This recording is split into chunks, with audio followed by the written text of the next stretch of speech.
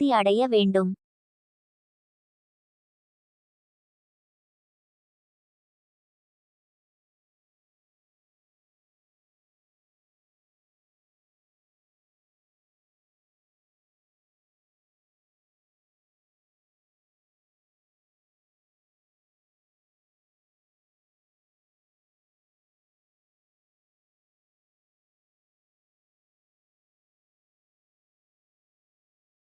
முன்னொரு காலத்தில் ஒரு கிராமத்தில் பண்ணையின் சொந்தக்காரன் ஒருவன் இருந்தான்.